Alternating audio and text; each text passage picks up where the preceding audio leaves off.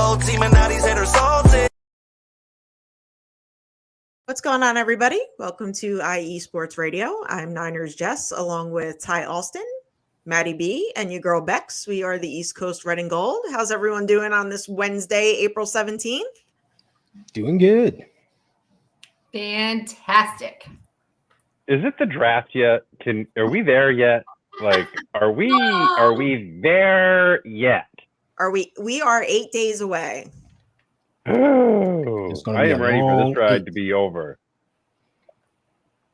Yeah. Rob D wants to know where we could get some good beef jerky, Maddie. Well, Rob D, it's funny that you mentioned that, honestly, because Planet Jerky Premium Brisket Beef Jerky is an all brisket jerky with gluten-free options, no MSG, no sodium nitrate. I mean, these are things you don't want in your jerky, right? It's low in sugar, again, a thing you want in your jerky. It's high in protein, once again, another thing you want in your jerky. You can find out more at planetjerky.net. You can place an order from there as well. That's the jerky that's on a whole other planet, planetjerky.net. Not just a old comedy album. It's actually a nice little brisket beef jerky ad now, which is good. Also, make sure to follow us on IE Sports Radio at iesportsradio.com/East Coast Red and Gold for all the highlights, recaps, pages dedicated to each podcast on the network and more. Again, iesportsradio.com/East Coast Red and Gold. What he said. That's right. All right. So, as I said, 8 days until the draft. But first, Longest 8 days of my life. Let's talk a little Brandon Ayuk, because it's not a 49ers offseason without all the stories. And yes, like yet again, we are talking about anything other than the draft.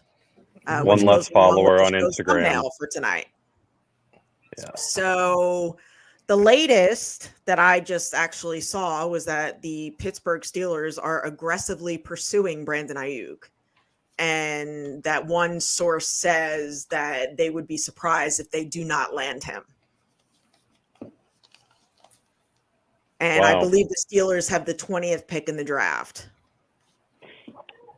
So what do you guys think? Ty? Who is this source? Some Steelers, not sure if it's legit or not. I just, Yeah.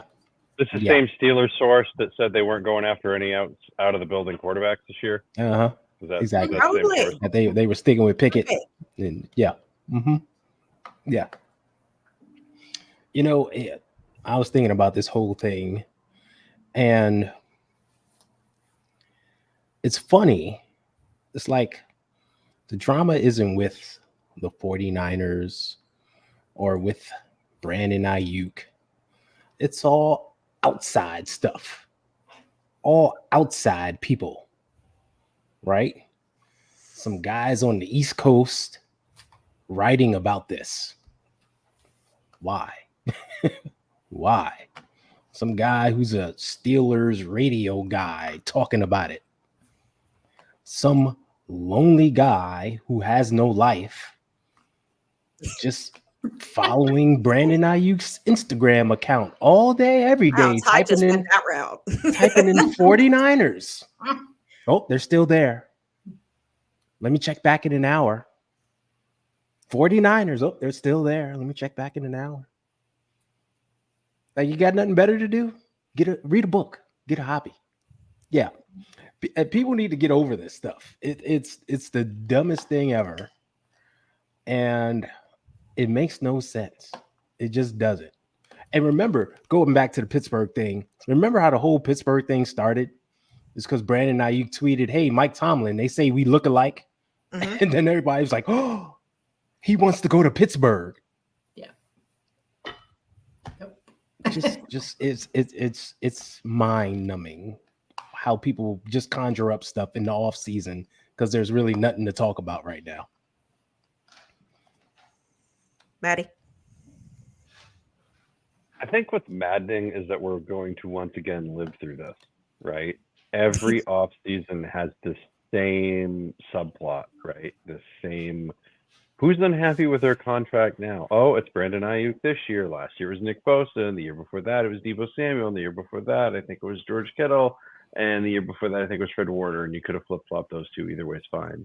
Next year it's going to be Brock Purdy, and I don't know if Brock Purdy is going to be necessarily unhappy with it, but there's really nothing he can sign until a certain wait, time out. point. Let's be specific here. It's not unhappy with their contract. Unhappy, right? It's not even unhappy. It's they're going through contract negotiations, which take time, and fans aren't patient enough.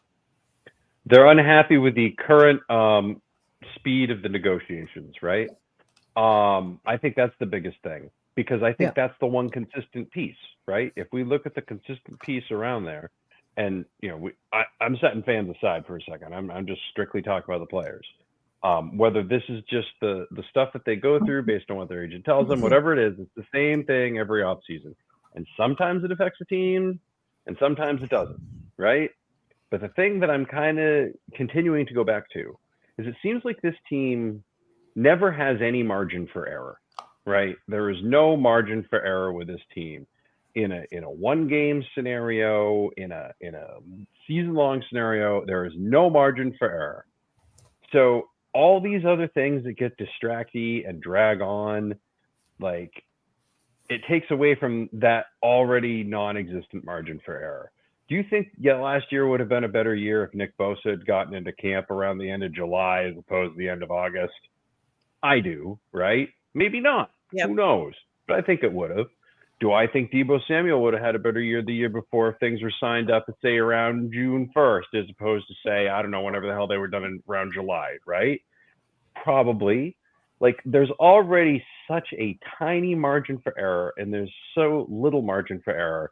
Let's just go already. Just be like, if you've got to do something, I guess I think the business part of things, and I think what pisses players off the most is this lack of communication, right? Have they told him, hey, listen, we can't really do anything until after June 1st because we're going to move some money around. Are you cool with that? I think if they had done that, do you think he's unfollowing them on Instagram? I don't think he is, right? Maybe not, and I don't know about, how things go today and how people do their business in public, but I feel like if you had been upfront and honest about this, like, this doesn't happen, and then this doesn't become a talking point. Now, is it something that I think maybe does translate to the field? I don't know, but it seems like we're once again nurturing a seed that could come back to create problems later, when we could just nip it in the bud right away, have a little bit of communication, be like, hey, after June 1st, we're going to move some stuff around. Whether that means you do like a little Deebo restructure so that at the end of the season he has an out and you trade him, or whatever it is that you're doing. There's a little more financial flexibility after June 1st. I think if that had been communicated, there's no one following and there's really nothing to talk about. Instead, now we've got 8 days until the draft, and everybody's going to be grabbing onto every little string of thing that they can, right? The talk is going to be quarterbacks, and the talk is going to be who's going to get traded during the draft. So Brandon Ayuk, unfortunately, now that he's not at OTAs or whatever, he's a part of that group, he's gonna show up in every one of these, ML football rumors and all these other yippee yap places that are, taking reports from fantasy reporters and making them seem like real things.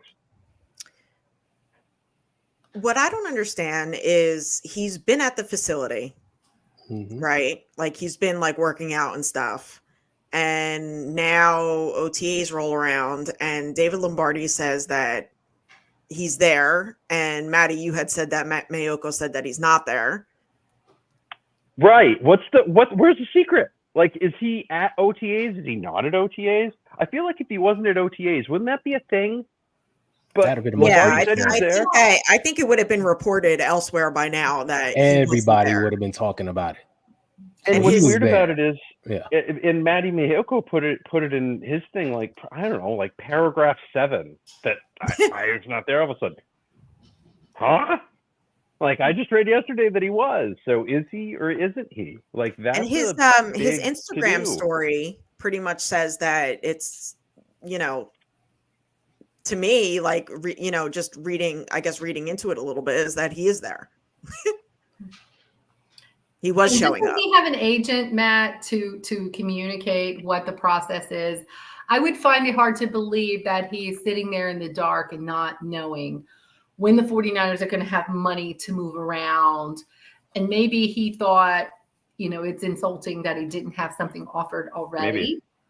And he didn't understand that process. But you can't tell me his agent, if his agent hasn't communicated to him exactly how this process needs to go, then he needs to get a new agent, because that is some BS if he's sitting there like waiting on money and a big contract, and the whole thing is contingent upon money coming free by a certain date. Like, that makes no sense.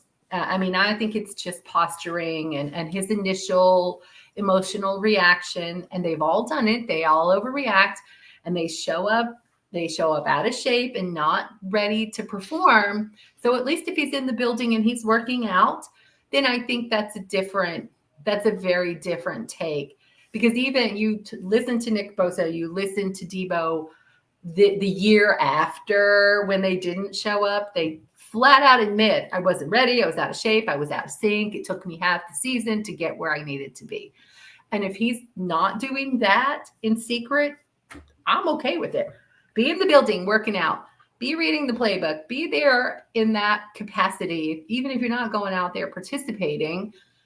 Work out with Brock off site or whatever, right? Right. You know that those things are probably happening too. Yeah, exactly. Be doing something, and that's better than nothing. And having a tantrum, as we called it.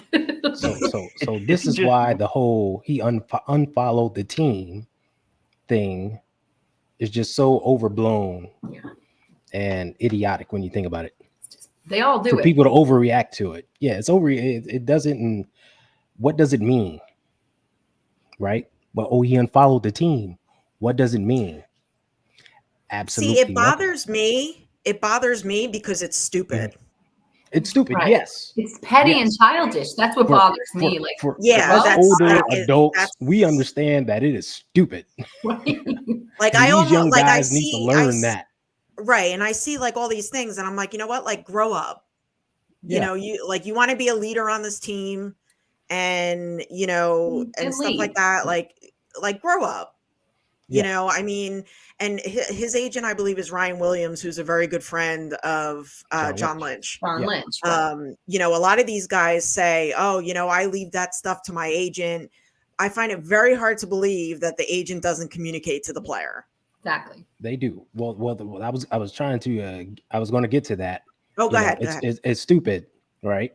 That he doesn't unfollow them, because we know his agent's friends with the teams, and he's been there. Now, Brandon Ayuk on the Nightcap show admitted himself that, my agent and the team, they've been talking. I'm informed. I know what's going on. They're in talks right now. So he knows what's happening. There has been communication, right? Mm-hmm. So great. He's in the know. And we've heard from John Lynch in the past that he was a player himself. He hated not knowing what was going on. So he likes to be up front with the players and communicate with them. So I'm pretty sure there's been communication there, especially since, Lynch and the agent are friends. Like, hey, make sure you tell BA what's going on, because we want him here. Yeah, I would agree. BA has also said that he's been staying in Santa Clara. He hasn't left. And he's been there working out, which is much different than the Debo and the Nick Bosa situation, where they were here on the East Coast, like not even near the place. He's been there all this time. So it's not like he's totally cut off and just, secluding himself like those guys did. He's around. He's in the building. I'm pretty sure they're passing each other in the hallways, right? Or out next door on the training facility. Like Brock Purdy said on his podcast, when he did the podcast, that he and BA spoke and they've communicated. You didn't hear that from players in the past, right? I haven't heard from him, but I'm sure he's doing all right, blah, blah, blah. So this is a totally different situation. You even read in the article about the camp that Purdy did. That was the first time that a camp like that had been done since Kaepernick did one in 2016. Yep. That's approximately 7 years. Now you can do all the math that you would like and try to add up things that could be going on there, and reasons why that was. But that is pretty interesting. It's a pretty interesting gap there. And I bet there probably would have been the one last year had he not torn UCL. Yeah. So, yeah. I'm actually going to read that Brock Purdy quote. This was to Cam Inman. And those of you just joining us, we're talking about Brandon Ayuk. Don't forget to like and subscribe. And shout out to everybody in the chat. Tell us how you feel about this Brandon Ayuk stuff 8 days before the draft. All right, here we go. We've talked. I just told him I'll always have his back and support him in whatever he does. I want the best for him. It's a business thing. So for me to say anything about that, that's out of my pay grade.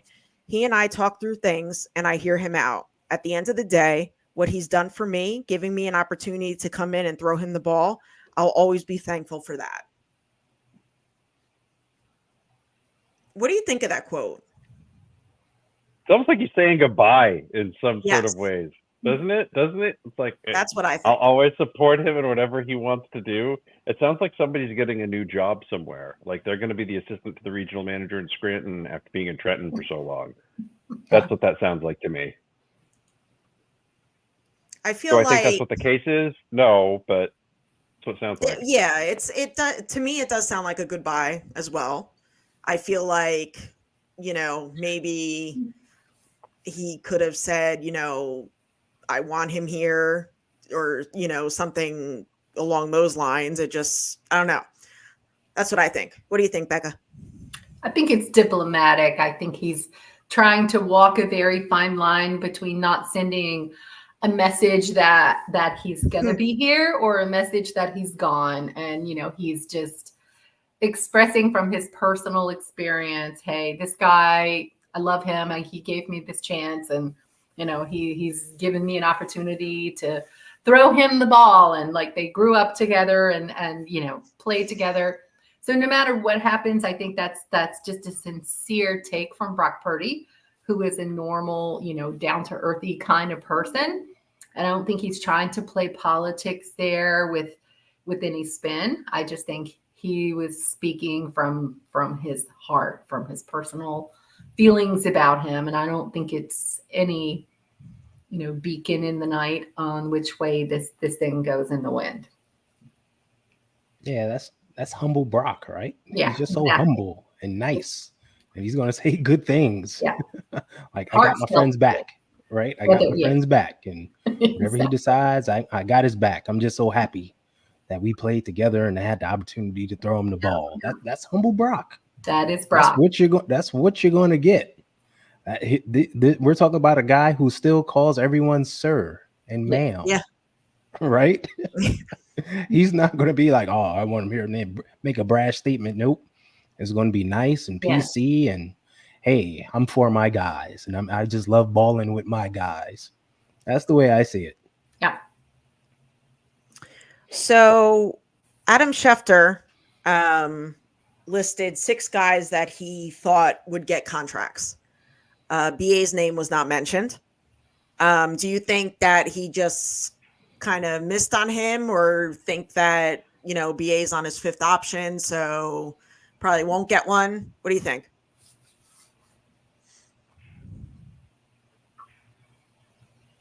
Someone would have to drop a very, very lovely golden egg in our basket for us to move on. Otherwise, I see us working out something. Yeah. See, I wouldn't get one. The 49ers have a history of paying their homegrown guys. Yeah. Now, of course, that contract doesn't come quick, but it comes. These players get paid. It happens. So I don't see where all this dissension is. Like, oh, the 49ers, they won't pay this guy. Well, they paid everyone else. Why not the guy who's developed into their number 1 wide receiver? That just makes no sense to me. exactly what we've said all these past few weeks. Yeah. Yeah. Same thing. 100%. I'm right there with you. You have a potential franchise quarterback in your midst that you absolutely 100% have to get under contract next year, right? So as long as he is as good this year, at least as he was, say, last year, you're pretty much locked into signing him in long term. If you're locked into signing him in long term, the one thing he wants to have is receivers that he's comfortable with, that know him, that can make off schedule plays with him. So why would you want to take Brandon Ayuk away from Brock Purdy a year before you're going to need him more than ever, because the Brock Purdy era will be upon us, because you're going to have no choice. You're going to have some roster turnover. That's just how it goes. It just doesn't make any sense to me. I don't see them getting. I don't see him going anywhere unless, like Becca said, the golden egg falls from the sky. Somebody offers 2 first-round picks, and it turns out that one of them next year turns out to be a top 5, right? Like, oops, we traded him to Pittsburgh, and well, we got Russell Wilson, right? Or, oh, hey, guess what? Justin Fields really can't play quarterback. We were right. You know what I mean? Like, whatever it is. Like, there's no. At the end of the day, I think what will end up happening is I just don't think. I think the Debo CMC redundancy is going to lead to one of those two being shipped out of town, and it's probably going to be on the Debo side. But that can't be done until after June 1st because of the cap. So I think that's how that goes. But I don't even think that happens this year. I think they're trying to get the band together for one more tour. You know what I mean? They're trying to get Mick and Keith together. They're trying to get Axel and Slash to coexist for a little while. Like, they want one more year where everybody can just get it all together and, get everybody in.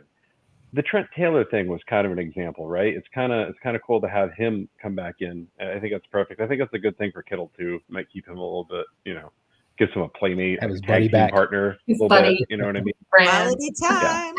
Right. I think that'll be. You took 2 guys away from his tight end room that I'm sure he was fairly comfortable with. So to bring somebody like Taylor in, who can also, return punts. Yes. Not one of them.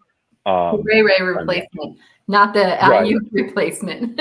If Trent Taylor had been returning punts in the Super Bowl, we'd probably have a Super Bowl ring right now. So we might, exactly. just leave it at that and tuck that in. So hopefully that's the case. Yeah. Well, for me, it's not just Brock Purdy wanting a wide receiver to throw the ball to, like, from upper management, the coach. Don't you want your young quarterback to have a reliable receiver to throw the ball to? From the GM, hey, I'm building a team. I got my young quarterback. I need him to have a reliable target. From the owner, I need this combo to be there to work. I've seen my uncle have that combo and it worked. Hello. It's everybody in the building should be all of that mindset. And that's what we said a few weeks ago too when this all started. Right. You can't take the guy that he cut his teeth with, his most reliable guy, when there's no one else available. He's looking for his dude who's finding a way open. You cannot take his breadbasket away from him. It's his number one guy. Like, what are you trying to do here? Like, send Brock Purdy off on a down year too? Like, it makes no sense for the cohesiveness of the team and what they've built together. And we talked about that too, about the homegrown talent. This team loves to keep that in the building and nurture it and cherish it and hold on to it for their entire days if we can. Like, if these guys are willing to play out their careers here, the Kittles of the world, they're gonna stay in red and gold forever, because that's just how the team feels about their own talent. When they draft you and you turn into these marquee players, they never want to let that go. And it happens. You see it, guys got to go do their thing and make money. But at the end of the day, they always come home. Look at Charles Haley, who went away and is now like he's embracing on the worst possible terms. Right. Oh, yeah. Exactly. All these guys left with an attitude in the Bill Walsh era and all have come back home to roost. because they understand what they had when they were in San Francisco with the mindset and the culture of the team and the ownership. They love their talent. I cannot see them. We said it a few weeks ago. I don't see it. Brandon Ayuk is coming back. I mean, he's going to be here anyway, but I think they're going to extend him. And we see what they do every year. They play the money game with all these guys, restructuring and redoing the deals to keep finding money, to keep the pieces in place. You got to keep the nucleus together if we have any shot at going back to the Super Bowl this year. You can't take a Brandon Ayuk out of that equation. It's just not going to look good on film. It's not. Yeah, and that's the No, thing. you can't. Like we get that. Yeah. Because we know the team, we study the team, we understand the culture and the direction we want to go. So we get it. These outside people, they don't get that at all. Yeah. They're just like, oh yeah, they can give up on that guy. They can move him. It'll be fine. They'll Exactly. draft someone and easily replace him. Doesn't work that way. Not with this organization. This whole Easily. franchise's backbone has typically been based off of the quarterback to the wide receiver, right? Whether it was Tittle to Owens, whether it was That's RC Owens for you youngins. yes, Brody to Gene Washington, and then Montana to Clark, and then Montana to Rice, then Young to Rice. Right. That stuff kind of continued. Garcia to Owens, like that stuff just kind of continued on. So for this team, and 100%, and it's not just a Brock Purdy thing. It's organizationally, that's like the one thing that you have to build around. So for them, like top down, they know that Brock Purdy needs a number one, but he's going to trust that he has chemistry with, and you don't just get that in off the street. So, and if anybody needs an example of that, AJ Brown, the Titans, and the Eagles, just go and take a look at those teams. And let me know how that whole thing worked out for everybody, right? Because the Titans just thought you could draft Traylon Burks and you're not going to miss a beat. Well, now all of a sudden they're on another head coach and they're on a new quarterback, and Traylon Burks, I'm pretty sure, is a third or fourth wide receiver right now. So yeah, before we get all excited about any of this stuff. So the one thing that I am seeing though, like, it's going to be real interesting if nothing happens, if everything continues on the status quo, if they decide to draft a wide receiver in round one, you wonder if that's going to restoke those fires, right? But for the wrong reasons, because people aren't going to be looking at the fact that maybe Debo has to go somewhere. They're going to be looking at the fact, they're not going to trade Brandon Ayuk.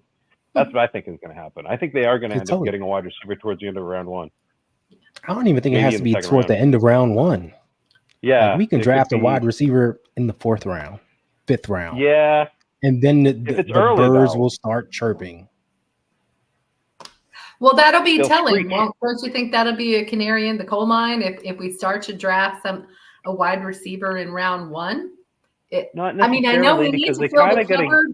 The cupboard is bare. It's pretty empty. But if you've got the best guy available on the board, what are you taking? You're going to take an O-lineman because we need that, or you're going to take a skill player who's sitting there right for the picking? You're going to take the skill player, even if that means you're going to, use him as draft capital or the next year and trade him somewhere else or whatever, or try to make him be the Debo replacement or whatever kind of situation. But come on. They still got Jennings. Jennings is completely up in the air for next year. Brandon Ayuk is up in the air for next year. Like, like at the end of the day too. So the whole thing is up in the air for next year. So no matter when you draft one. Yeah, they could. And you're right, Ty. No matter when you draft one, there's going to be whispers, but it'll be very loud. Like if the top player on their board, like if one of these receivers drops, and don't be surprised if that happens. There's a lot of all the receivers. It's varying. Like, well, I think Odunze's one, and I think Harrison's one. As a semi-wise man said today on a very popular national football show, every single draft board is different. There is not one that is exactly the same. So we don't know who's got what lined up, ready to go. You know what I mean? And it's like McDiner said, she's traded Tyreek Hill. What a Super Bowl after. I sure did. They 100% did. So it's a long and winding road to Detroit. And it is interesting that the draft is in Detroit this year too. By the way, Long 8 days. I'm not lost on the irony of that, my friends. And that's David McNiner makes a really, really good point here. Ayuk is good, but he's the number one player on a 53-man roster. He's not the number one player, but he's the number one wideout right now. I would argue right now he's wide receiver 1. Yeah. Yep, I agree. Well, he's just saying he's just one player. He And is. we get that. He is just one player. However, when we think about the overall architecture of the offense, our young quarterback, where we foresee this going, his development, we kind of need that one player to help foster that. Because we know Hog. bringing in guys to play wide receiver in this offense, it ain't easy. Takes them 2 years to get acclimated. Like, hello. Ayuk is the best route runner on the team. Yeah. Well, one I of the would best in the actually- league. Like, Yeah, like he's pretty lethal, and I know I've said Mhm. that. I've been saying that since last season, Yeah. since we actually started this show. mhm. I would be absolutely surprised if we take a receiver in round 1, and if we trade Ayuk. It wouldn't shock me if we take a receiver simply because you think of the future. We can redshirt that guy. And next season, if we have to move on from a Jennings or Debo, all right, we got this redshirt guy we can hopefully bring in and hopefully he performs, right? Like the roster for 2024 is like set. It's there. I think this is pretty much set in stone. What we're looking at is potential upgrades or future value. So anyone we draft is going to be like, all right, the Aaron Banks situation, he ain't going to play this year, but next year, we're hoping he steps up. It could be that situation. Callie says he's one player. He's also our best man coverage beater, most durable wide receiver, along with Jennings, our best blocking wide receiver. That's pivotal. Testify. Go back to the I'm with you. Pittsburgh game Knee last year. snaps, baby. Get him, Hey, Callie. Week go 1. You go back to the Pittsburgh game last year. That was when it stepped out. So, and all you're really going to do is take a look at the Devontae Smith deal. Then take a look at the first 3 years from Devontae Smith, match him up with the first 3 years of Brandon Ayuk.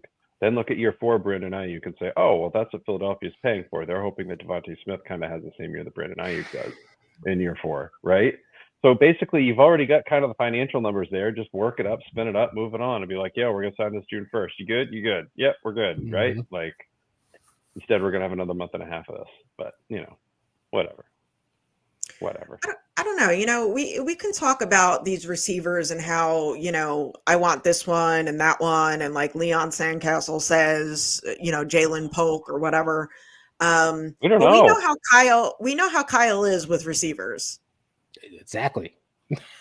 That's the point I was making earlier. Yeah, we don't know. We don't know what he wants from them. We know what he wants. He wants everything.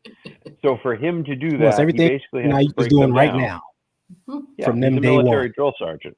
Yeah, he's a military drill sergeant. He's going to take you. He's going to break you completely down, and then he's going to build you back up again in the exact same mode model that he wants. Based on probably his own personal experiences playing at Texas, right? So, that in terms of like how you do things and how those things are, or how he saw receivers playing his dad's offense, back in the 80s and 90s. So to me, that's pretty much what's going to happen. So whatever receivers that are out there that can fit that mold and do that would work, right? Like I'd love to see Xavier Worthy in his 4.112 whatever 40 time come rolling in. Exactly. But can he block? Does he know the schemes? Does he know when to go in motion? Does he know when to double back that motion? We don't know. Can he handle Kyle Shanahan basic wide receiver training? We don't know. We won't know until he's there. So Exactly. it's all good in theory, but there's a lot of receivers. I just trust this team is going to find the right one for their system. And also I'm hoping this year you kind of see a step up for Ronnie Bell, right? Year 2 for Ronnie Bell. He got some time last year. He got to notice some things. Maybe he can make a little leap this year. You know, they didn't just draft him because he was there. You know, they drafted him because he had talent. Year 2 is typically where you're going to see something from a guy. If you don't see anything in year 2, then you're probably odds are not going to see anything. But especially here with the complexity of the playbook, and you made a great point before on the wide receivers and the expectations, and I do feel like they have to be able to block. You see players come in that have high expectations. We bring these guys in off the street that are like, oh, he was great here. They come in here and they fall flat because I think the playbook is complex, and unless you are going to really put your face in a book and own that and learn that and absorb it, it's a lot to take in. And then you better be ready to lay it out there and go do your job, which is also blocking. And I think that's why we see us move on from some of these guys. They either can't grasp the playbook quickly enough, or they're not willing to block hard enough and really, really stay in that mindset. So I always feel like the draft for me is always an unknown with this team, because who everybody says is the guy we should take is almost never the guy we take, because they're looking at some of those, I think, underlying things with how well do they block? Are they out there doing this kind of dirty work? And that's what the Niners always look for, these gritty guys. And somehow, we find the diamonds in the rough, because I think they look for those guys beyond the glossy photos that your Vogue pictures and what have you, and how you perform at the combine. They're looking at your tape going, but are you dirty? Are you willing to get in the mud and play dirty? Yeah. And I think that's we had this discussion in our chat about Trent Taylor being number one wide receiver. He's going to be taking the place of BA. Yeah, he's our new BA. Mm-hmm. Yeah. In fact, he's going to get the jersey number one from Debo. Mm-hmm. Watch. I want to watch that fight. Yeah. Yeah, right? Yeah. So speaking of dirty, getting in the mud, let's watch that WWE takedown. Tony put up there, language is the most important thing, and Rebecca touched on that earlier. And we've spoken about it on the show, how Parag does a great job of structuring these contracts where it doesn't get us into cap hell down the road. Yeah. Right. We may be a little tight with the cap, but we're not in cap hell. It turns into a friendly deal for the most part for us. Except for like Nick Bosa and Trent Williams, but they're Nick Bosa and Trent Williams, like the best of the best. So you can understand why the contract favors them some. I could see us taking Luke McCaffrey. He's my draft crush. Oh, if he doesn't, the tears will probably wash away the Bay Bridge, because I am genuinely concerned what will happen if McCaffrey is not drafted by this team. Not T.O.'s boy. I think he might come in. Being in San Francisco. You've got him. You've got Jerry Rice's kid. You got Frank Gore's kid. Why don't we just draft all of them? Okay, if we draft all of them, then everybody can be happy, right? Yeah. We already had that discussion too. We do not have the sympathy bone. They're making business decisions, not ones with the heartstrings. Yeah. I think T.O.'s kid is a project. Mm-hmm. Yeah. I don't know. I honestly actually haven't. I never do a whole lot on the draft, because it's always just so much nonsense and noise. But I saw T.O. going, book it. My kid will be in San Francisco. He's getting drafted by the Niners. And I was like, well, if I don't gamble, but if I'm going to take my I'll put my money on the other side of that. Like, it's probably not happening. Well, he could be an undrafted free agent. He could right? sign that way. That's true. He could be an undrafted free. I mean, about Frank Gore's kid. They might take him in the 7th round if he's still sitting there, whatever, last round, pick him up and let daddy make the phone call, and some nostalgic waterworks happen, but I don't see them being high picks. McCaffrey, I think they're cut from a different cloth, and that one is potentially one of the only ones. Yeah, I mean, Tariq Owens, he started football late. hmm Um, Yeah, you you know, can so see it. He's yeah, not and as fluid. he's He's very not as raw. polished. So Yeah, exactly. Extremely raw. So he'll be a guy that, but he's got good sides, and of course, has good genes and all that stuff. So he could maybe be developed. That's why I can see him being a practice squad guy. Like we can pick him up as an undrafted free agent. Maybe he makes the practice squad. So that could be him. Mm-hmm. But that Luke McCaffrey though. Ooh-wee. Man, the McCaffreys come from good stock. I tell you. You got the vapors Right. over there. Yeah, man. I'm telling you. I'm like, wait a minute. Now this kid, he's built like his dad, but runs like his stepdad. Like, oh, I mean, his granddad. Sorry. Yeah, he could be something. So David McNiner says Ayuk is good, but it's a business. We have the leverage 50-year option, can tag him for 2 years, but our brass will wait for the price to go up and sign him late. I What? don't know if I believe with the Nah, bro. last Nah. part. Hey, hold on. Yeah, exactly. I'm with you. It's a He's business. not going to play on the Right. 5th-year option. I can We already all know tell you that. right We now. all know that. Yeah. And we do have all the leverage. He is under contract. We can franchise and tag him twice. We know all that stuff. But the whole wait, like people think this team just waits on purpose. And you got to understand, it's negotiations. It is contract it's called negotiation for a reason. I want 3 magic beans. Well, I'm only willing to give you 1 magic bean, and you go from there. It's a whole lot of back and forth, and we're talking about big numbers here for years and stuff. And remember, it's during the dog days of summer. Where people Rarely. are like, you know what? All right, we'll reach this point. I got to take my wife and kids to Disney World. Let's say we meet back in 2 weeks. Real life gets in the way, right? These things happen. So it takes time. Like, I don't understand. People just want to think you snap your fingers and we got a deal. Like, this isn't high school at the lunch table. Hey, I'll trade you my peanut butter cup for your fudge brownie. It doesn't work that way. But it's also they're holding out to see what the other guy gets too. That's on their level. Like, exactly. well, what's he getting? Because I'm not signing until I know what. Yeah, exactly. I want to see. I'm not signing until I know Right. how. Because they don't want to look like an ass by signing something that's going to undervalue them. So they're all going to play the waiting game. And it's always it's always like a step up, right? Yeah. Like if the kid from Philly, he got $5. Well, guess what? You want $7. Mm-hmm. Well, CD Lamb, he's going to want $9. Right. And then Justin Jefferson signs after him. Well, if he got 9, I'm worth 11. That's the way it goes. So they all like play this waiting game. Exactly. Let's see what he gets. That's part of it too. That's why these things don't just snap their fingers and happen like that. And then you get the situation 2 years ago with Debo, where one agent controlled the contract for 3 different guys.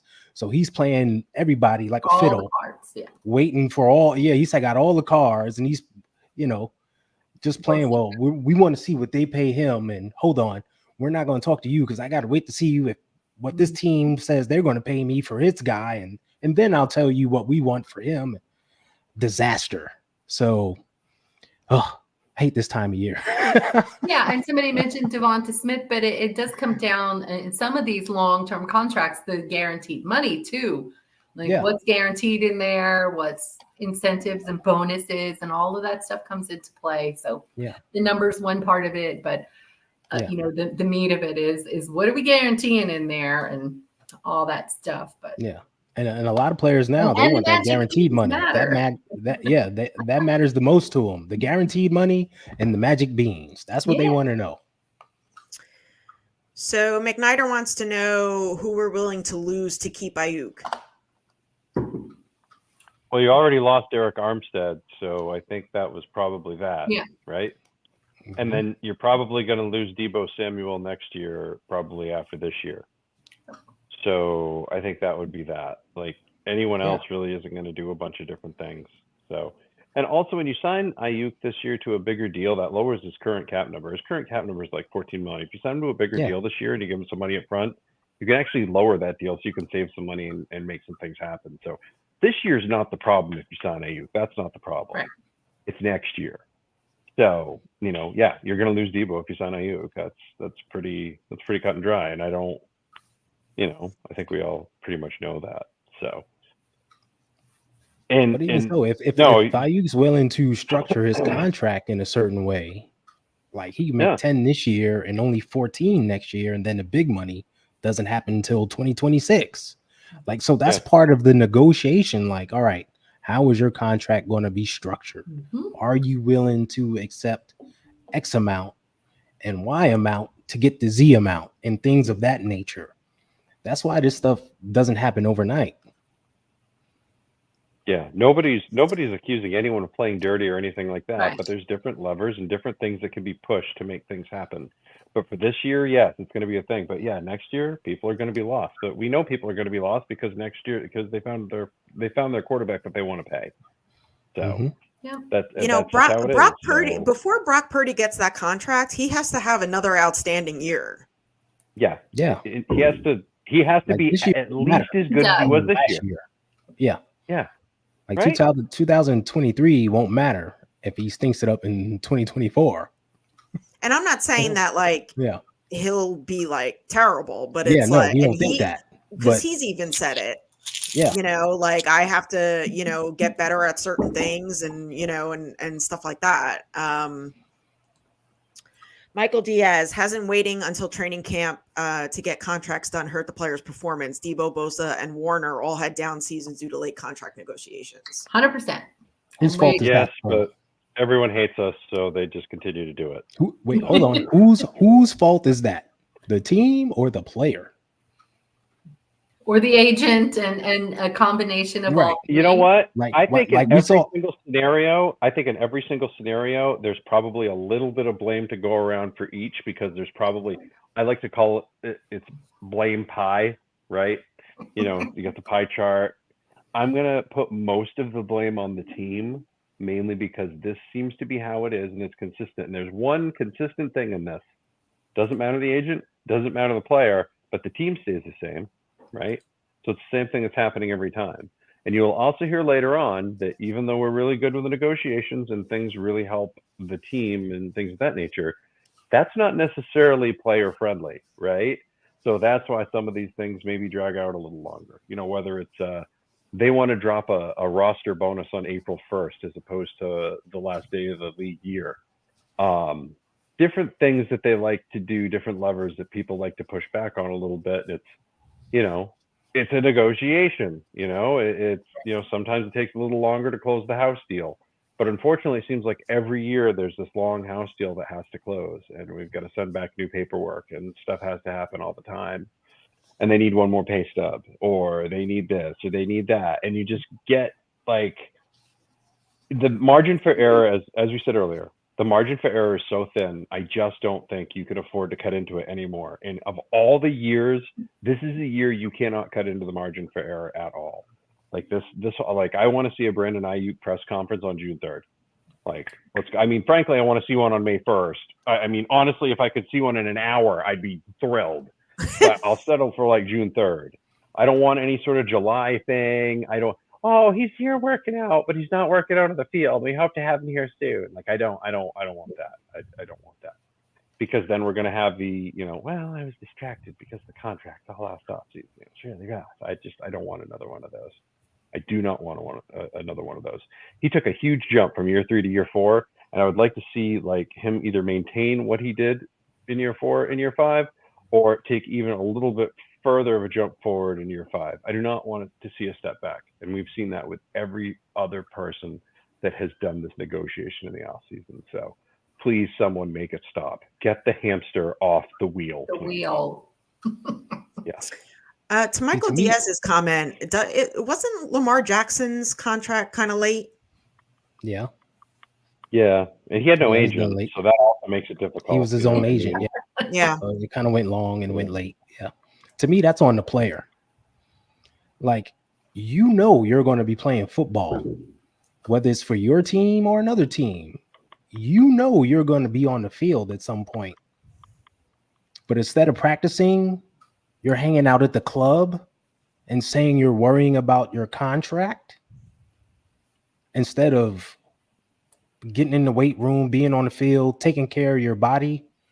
You're on the boat fishing because you're negotiating a contract. That's BS. That's BS. You That's know what you're I going to be playing football. You know you got to be in shape. You know you have to be ready. To say, oh, I had a bad start to the season, bad year, because the contract thing was holding me up.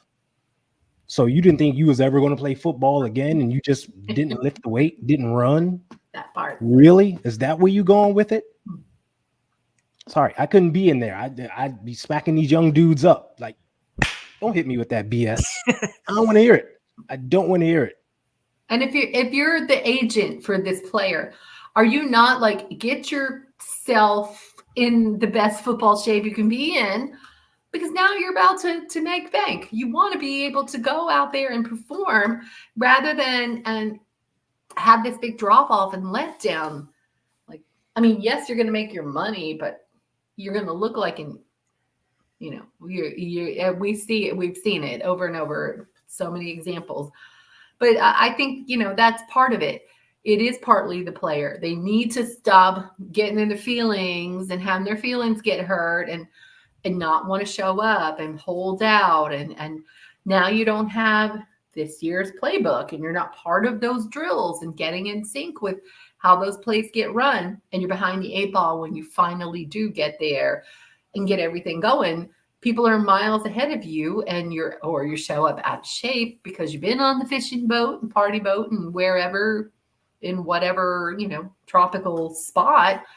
It's not disciplined and it shows. And that's part of it. So I do like if he's in the building working out, at least that's something that's good as long as he keeps that up. And he's there where people are going to be like, hey, this play is coming out and we're going to run a XYZ route, Be ready for that. Practice that, or let's meet up out here after hours or something and do something. But, Bebop, you're right. Blocking the team on social media, that's all childish. We mentioned that straight out of the window here. It's really childish and nonsensical to behave like that. Be a leader, be a man, show up, do your job, and the money's going to happen. It's going to happen. It's coming. There's no doubt about it. This team is doing things in 2024 also to be ready for 2025. Yep. I don't think. What's that, Manny? I was going to say the other thing too. You had a thought. Go with your thing, and then I'll jump on afterwards. Okay. Okay. You take your train, and I'll hit you after. All right. Sounds good. So McNiner saying pay everyone and dismantle the team like the Rams did due to cap hell. I don't think we'll be in cap hell. We're not. And I don't think the team is going to be completely dismantled either. I don't either. And I think the biggest thing that's different, David, between what the Rams went through and what we went through and what are going to go through is that the cap is going up every single year because of new TV deals and new revenue. It's shooting through the roof. The thing that happened with the Rams, there was a lot of cutting. Remember, they had to slice things up before the COVID year, after the COVID year, because there wasn't as much revenue, because there weren't players in the stands and stuff like that. They still ended up winning the Super Bowl the next year. You can do the things, right? You can make things happen. You can flip things around. And you look at the Saints, they've probably been, they've been reverse equitying the mortgage quite a bit. You know what I mean? And it hasn't really paid off for them in a little while. They probably would have done well with a full reboot. I think the Cowboys are headed for a full reboot after this offseason. I think they're up against cap everything. They got a quarterback of almost $55 million. He's going to be a free agent after this year. There's no franchise tag for him. They still get to sign CeeDee Lamb. They still get to sign Micah Parsons. Like, holy crap. Like, if I'm a Cowboys fan right now, I am terrified that there's not going to be anybody left on that team. and Bill Belichick's going to come in and clean house, and I'm going to have to sit and wait for a couple of years while they trudge through the NFC East and get back to the top, because that's coming. This isn't the same deal. They're forward thinking. They know this Brock Purdy thing's going to happen. The other cool part about having that quarterback with the big signing bonus is, you can reach back out to him every year to create more cap space to get things done. It's what the Chiefs do with Patrick Mahomes. It's what the Patriots did with Tom Brady. Brady's cap hit wasn't quite as huge, but Mahomes hit, he signed it a little early too. And you're seeing it with all these guys. So they're just preparing for the next era where they're built around Brock. Right now it's built around the team. And you got to put the best team out there for this year, because this is really the last year you can take advantage of the fact that Brock Purdy is, a 2-for-1 early bird special at the buffet. You know what I mean? You could just go back and keep eating all you want for the same $9. So that coupon's going to run out pretty soon. So you might as well just keep going back and getting as many crab legs as possible until then. So stack them up. Or you're the guy with the Declaration of Independence behind the picture on your wall that's priceless. Right? A rare draft. Like, oh, hi, I got this $1 million whatever. The D Ford thing went a little while, but I think he was only worth $6.7 million in dead money. I mean, they traded away Trey Lance this year. Trey Lance is $6.7 million in dead money this year, or $4.5 million this year in dead money. He was $7-something million in dead money last year. You're not going to avoid dead money. You're just not. You have to manage it. Yeah, you have to manage it as best you can and kind of go from there. Even the mistakes this team have made, they've managed to mitigate those damages pretty well. A lot of franchises wouldn't have survived trading 3 first-round picks for a quarterback, and now having that quarterback it's really only 2. You got to stop that BS. I know. If you trade 3 picks and you get back 1, you really only traded 2. Come Correct. on, man. We're so dramatic. I know. It's unbelievable. We gave up so much capital. It's 3 fucking picks. We did give up a lot, though. I mean, first rounders are significant. And looking back on it, I think the 49ers have shown the blueprint exactly what not to do when you have all of these quarterbacks. And do I want to get up to the top? Do I not want to get up to the top? Look at the Patriots right now, sitting at 3. They have to sit there and wait on whoever to get picked first and second, right? If you go back and redraft the 2021 draft, nobody's trading up for Trey Lance. Nobody, Mac Jones is probably going to come in here and be Kirk Cousins-y light, or Brock Purdy light. He's not going to be perfect, but he's going to be a little bit better than Jimmy was. And then that could have changed everything in history, right? It would have been crazy. But that didn't happen. I wasn't sold on Mac Jones in that draft. I wasn't sold on anybody in that draft outside of Trevor Lawrence, but everybody was pumped about everybody. So, you like the theory, the move in theory, right? But they could have gotten, if they were really deciding, hey, we're going to draft a quarterback in round 1, they could have stayed right where they were, drafted the quarterback that they probably wanted. If you probably truth-served everybody, they probably say, yeah, we prefer the other guy to the other guy. Instead, they tried to hit a home run and missed. And then somehow they bunted in the very last round the next year and got an inside the park home run. So that's just how it works. You know what I mean? The football god smiled upon them and said, okay, we appreciate that you went for it here. We're gonna reward you a little something here, right? For that. I think fortune favors the bold in that scenario, right? So they kind of did the things and they made it work out. But this year, everybody keeps talking about, oh, this team's going to trade up. I wouldn't do that. I mean, the 49ers just showed you why you don't want to do that. Right. Yes. Look at where every single quarterback in that draft is right now. Even Trevor Lawrence is trending good, not great. Right?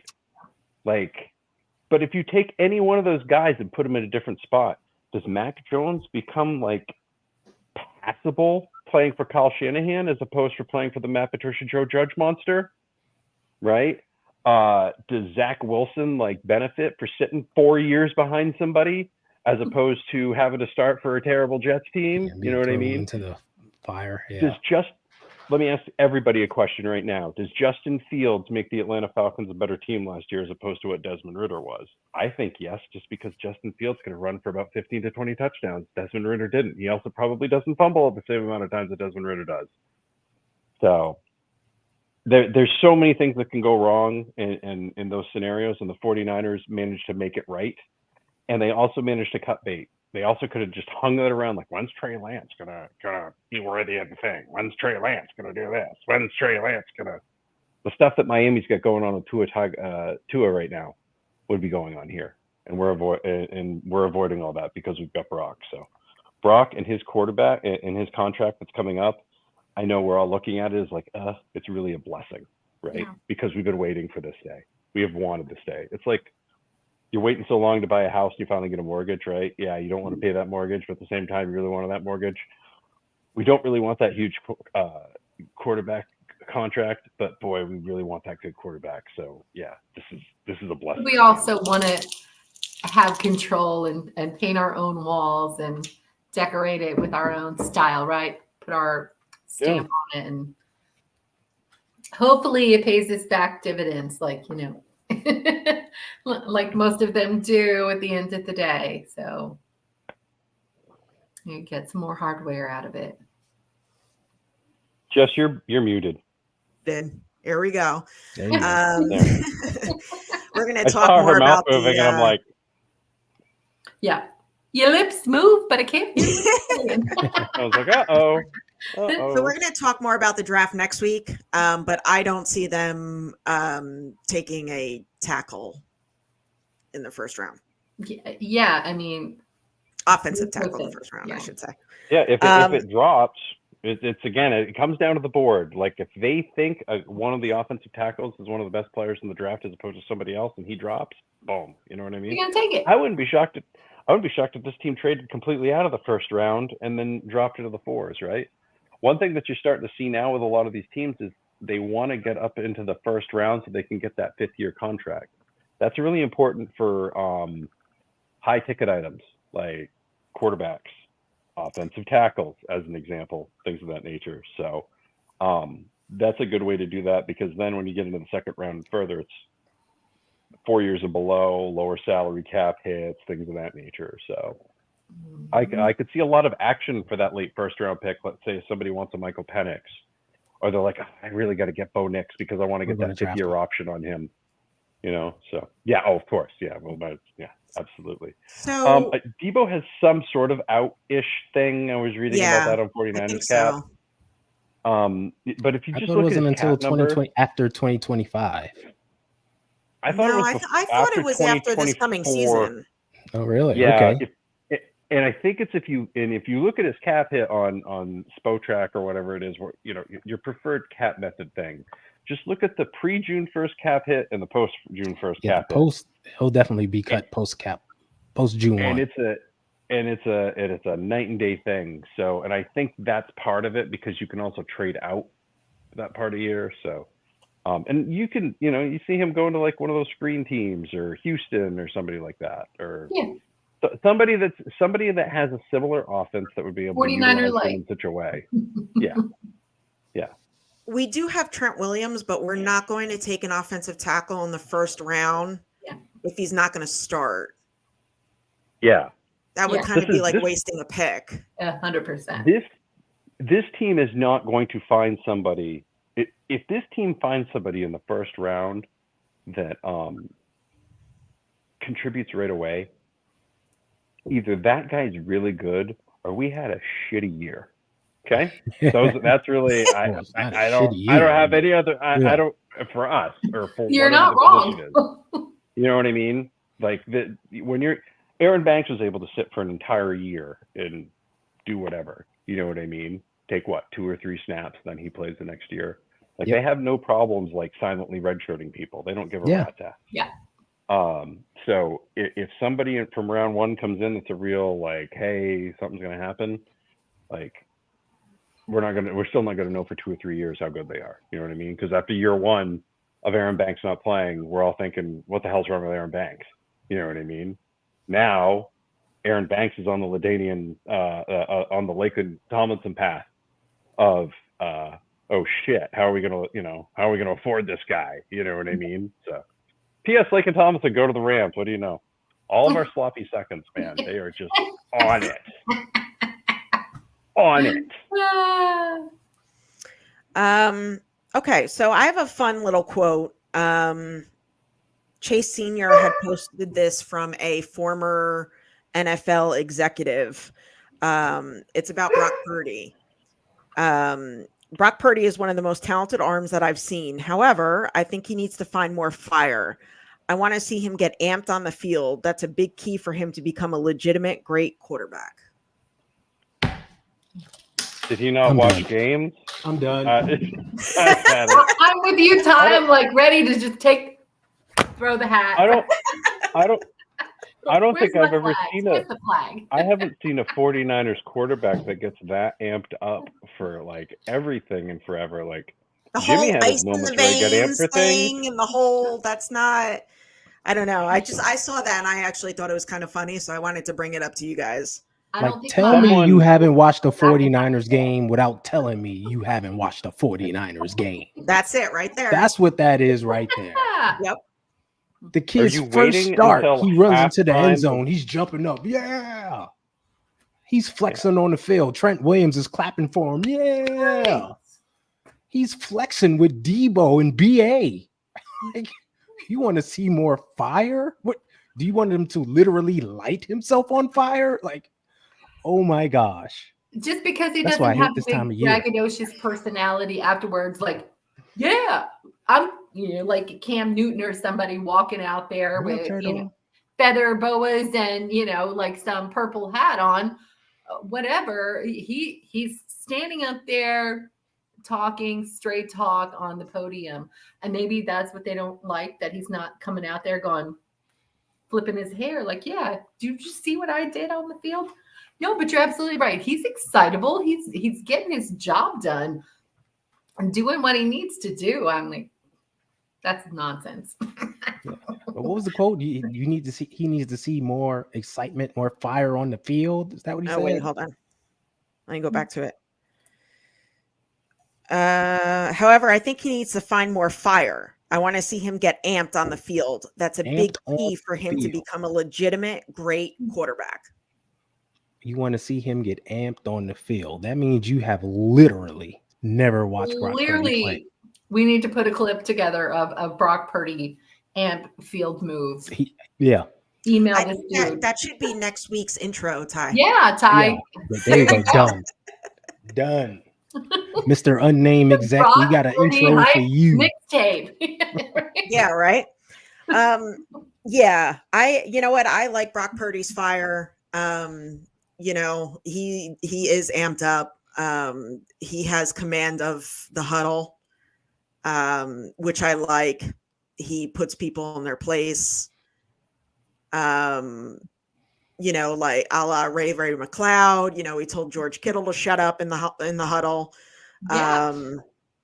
He's everything, and he plays at a high level, and he can get even better. And we all talk about, I said this before, we all talk about his contract and how everything's going to look, in 2025, but at the end of the day, he has to perform this season. Mm-hmm. With that being said, does anybody have anything else that they would like to touch on tonight? Don't believe the hype, as a wise man once said. You're going to be hearing a lot of things over the next 8 days. A lot of things that are all made up by agents who are trying to get their players more money. And frankly, I don't blame them. I would be trying to do the same thing too, So please, just remember, don't believe the hype, okay? Just don't believe the hype. Most of the mock drafts that were done probably around like the end of January, maybe mid-February, those will be the ones that actually look true. The ones that have been done in the last 3 weeks, all terrible. Also, anybody that made up a trade should just leave. So if you made up a trade in your mock draft, just get out because it didn't happen. Okay, just stop it. Stop it. Yes, Terradome understood. The famous man. He picked up the vibe. He picked up Legend. the vibe. I was Yeah. hoping somebody would. So please, for the next 8 days, do anything else. If you see anything draft related in regards to the 49ers, they're looking to trade up, they're looking to trade down, they're looking to trade. Just don't. Read a book. I don't care. I don't know. Get your kids' highlight magazine and read that. I don't give a rat's ass what you do. Just don't for the next 8 days because it is going to be ridiculous. And it's going to be the same thing like with Debo, like we said. At least, with Debo, it was okay. Let's see what the Jets do when they're on the clock, because that was one of the teams. And this time it's going to be with the Steelers. Pittsburgh, yeah. The Steelers or whatever. Insert other team that might want a wide receiver, right? You could insert literally any of them. Any team, right?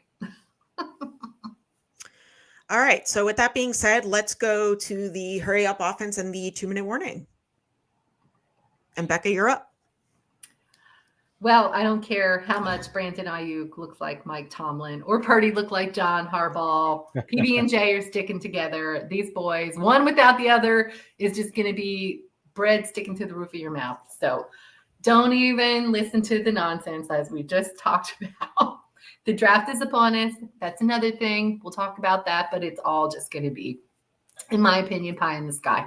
This team never seems to follow any of these draft boards or the pick, the Kool-Aid, this guy, that guy. It's not they know what they're after, and everybody goes, we took that guy. Well, we'll see, but hold on to your hats. We're having a whole couple more, 8 days for that, and then it's on us. So go Niners. We're here. We're here for it all. And here for the fun. Go ahead, Ty. Yeah, as it says under my name, F you insiders, you don't know jack. Let's keep it real. You're making stuff up, throwing fans into a frenzy, and you don't know jack. The guy who came out and said BA demanded a trade and then got called out by BA's agent is the perfect example.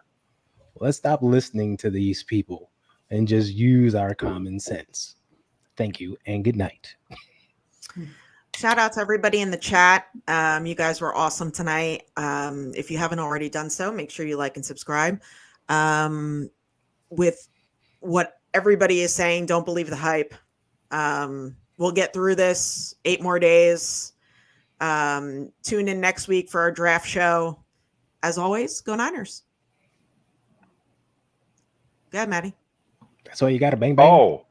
Oh, I had the bang bang. I thought you were done. Sorry, I didn't. I was just sliding in there. I was like, bang bang. All right, we're good. Oh no, we're not done. Okay, good.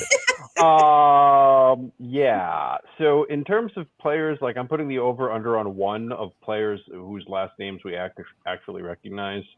I really do hope it's Luke McCaffrey, or again, very concerned about the sadness that's going to be wafting out of people for that if Luke McCaffrey is not drafted by this team.